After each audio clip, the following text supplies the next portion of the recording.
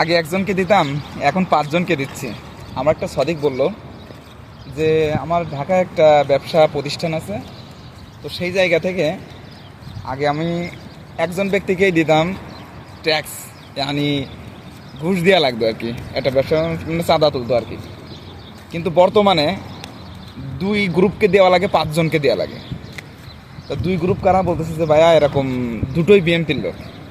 তা আমার সেরকম একটা হয়নি। পরে আজকের এই নিউজটা দেখার পরে আমার মানে খুবই খারাপ লাগলো যে এখনও পর্যন্ত ক্ষমতায় আসতে পারেনি, সেই জায়গায় তাদের অবস্থানটা এমনভাবে মানে মানুষের কাছে উপস্থাপন করতেছে যে না, কত বছর ধরে একজন ক্ষুধার্ত ব্যক্তি সামনে খাবার আসছে, তো সেই খাবারটাকে মানে দেখার সাথেই হাত না ধুয়ে সে অলরেডি খাওয়া শুরু করে দিয়েছে।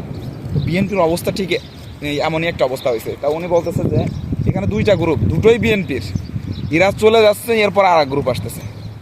আচ্ছা, আগে টাকার পরিমাণ ছিল যতটা, তার থেকে এখন বর্তমানে টাকার পরিমাণ দ্বিগুণ হয়েছে। সেইখানে 2টা গ্রুপ, দুইটাই একই দলের লোক আসতেছে। তো সেই জায়গায় আমি তো মনে হয় মাঝে মাঝে যে ধিক্কার জানাই এই সমস্ত পার্টি রেখে, এবং বাংলাদেশের জনগণকেও ধিক্কার জানাই যে সমস্ত জনগণ জানা সত্ত্বেও এই সমস্ত দলকে সাপোর্ট করে, এই সমস্ত দলের সাথে থাকে।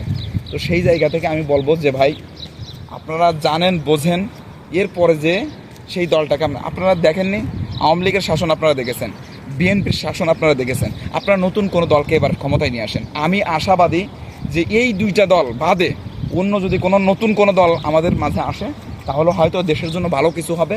আমি মনে করি যে ইসলামিক কোনো দল আসলে সেটাই সবথেকে বেস্ট হবে।